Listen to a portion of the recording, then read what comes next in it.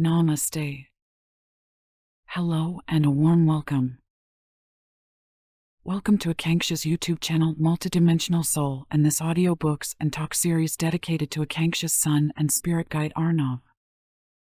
If you have not yet subscribed to this channel, do subscribe, like and share this knowledge and wisdom. Do share your experiences in the comments. What resonates with you the most? What insights do you receive from these teachings? Let's keep this energy of knowledge and wisdom flowing as the energy loves to move, and this is an energy exchange.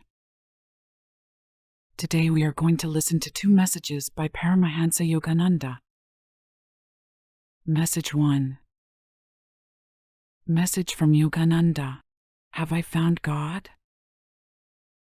Published in Inner Culture, May 1938.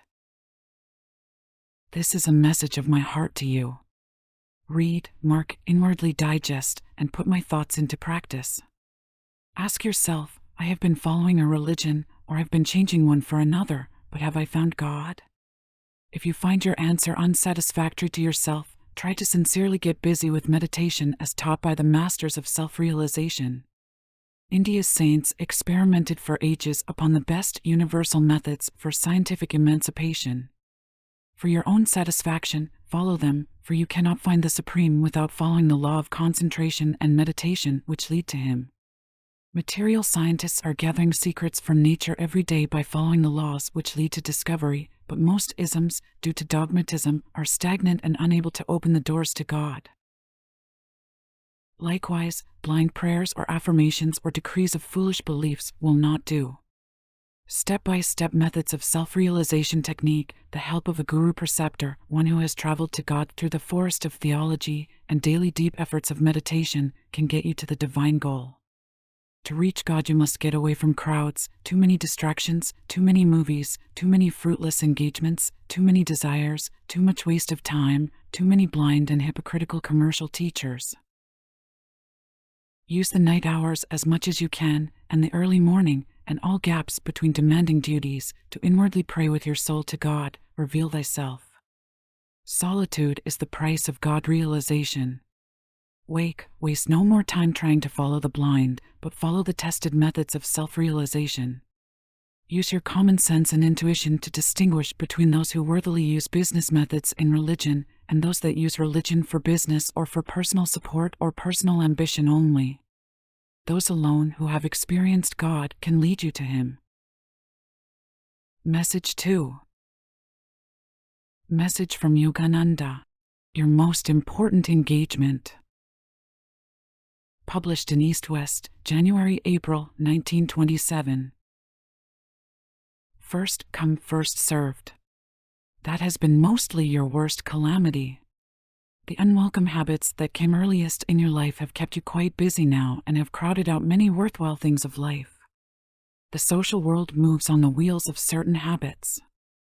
Few realize whether the social machinery is headed to the chasm of ignorance or towards the mire of petty engagements, which choke the steady progressive activities of life.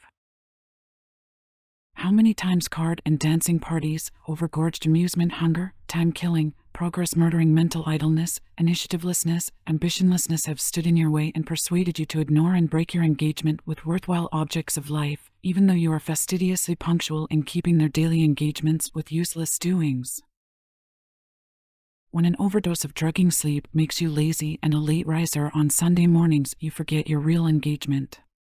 On late waking, you find the delaying to dress habit stands in your way, beckoning you not to go out of your home, and you easily break your engagement with the spirituality-stimulating atmosphere of the temple or church. Your business engagements are important, and for them you sacrifice your equally important engagements of daily physical exercise or of bathing the nerves and mind with showers of peace by meditation. Evenness of development.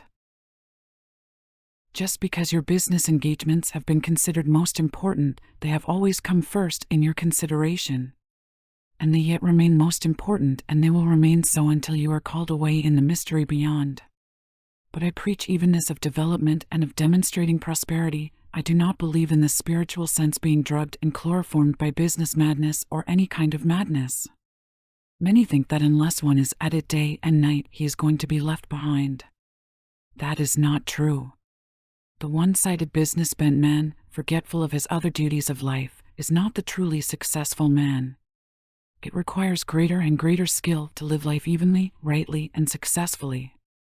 He who only keeps engagement with money is left behind by God. Yet God talks to us very loudly through the pangs of hunger which He has given us so that we should get busy and make money to support our physical bodies. Yet it seems that just maintaining our physical bodies by using up all our mental powers is not the goal of life. There is little difference between eating food from a gold plate or an iron plate. The food in both cases is equally satisfying to hunger. Then why concentrate on unnecessary necessities or go on constantly multiplying self-created useless desires for more? To create such meaningless demands for luxuries is to be engaged night and day, giving one's lifeblood in the pursuit of getting things which one does not need. The West is suffering from overproduction due to concentration on unnecessary objects of luxury, and the East is suffering from lack of adequate production and the supply of many real necessities. The height of contrast is reached when we find some Western ladies wearing shoes with $50 worth of jewel-studded heels, and most of the Eastern women going wholly without shoes amidst clay and rain and maybe catching cold. Overactivity versus idleness. In the West, many factories close due to competition and overproduction, and the East suffers from want of factories. In the West, the people are too busy finding the will-o'-the-wisp of comfort. In the East, some people try to preserve comfort by one being very active and by dreading material activity, which produces laziness. Comfort can only be acquired by a balanced attitude, a self-mastery which makes it possible for one to be comfortably active and actively comfortable. Engagements with overactivity and Mr. Idleness both lead to misery. It is high time for the modern man to shake his drowsiness of centuries and systematize his life. The primitive man led a wild life in everything. The modern man has learned to apply science, psychology, and system to his business, which are nothing but devices for his material comfort. The real man ought to apply the system and science to make his health, prosperity, social and international world life and wisdom better and of scientific certainty. In order to do that, he must not give all his time to business, which only ensures the hope of physical comfort. How people forget that increase in cost of living too luxuriously means the corresponding increase in using too much nerve and brain energy, expenditure of longevity, to gain the conditions of a luxurious life. Besides, most people become so engrossed and engaged in making money that they cannot utilize the conditions of comfort after acquiring them.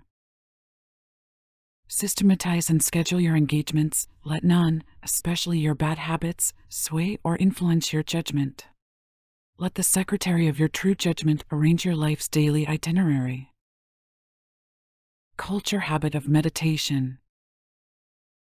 Your engagement with business is important, but your appointment of serving others is more important, and your engagement with meditation, home, God, and truth is most important. Don't say you are too busy with worries and cares of keeping the wolf from the door to get time for the culture of heavenly qualities. Break your self-satisfied, immovable old dogged bad habits of idolizing your less important engagements and utterly ignoring the most important engagement with wisdom. No one else will answer for your actions, though others often become instruments in keeping you enmeshed in useless frivolities and so-called important engagements. O sleeping image of God, wake up, make the determination and the effort to know the right law which will enable you to keep your most important engagement with yourself, to know thyself, soul. Do not say, I will meditate on the cosmic being tomorrow. That tomorrow will never come. Begin your meditation today. Today's practice will stimulate the desire to meditate tomorrow deeper, whereas this day's negligence will weaken your craving.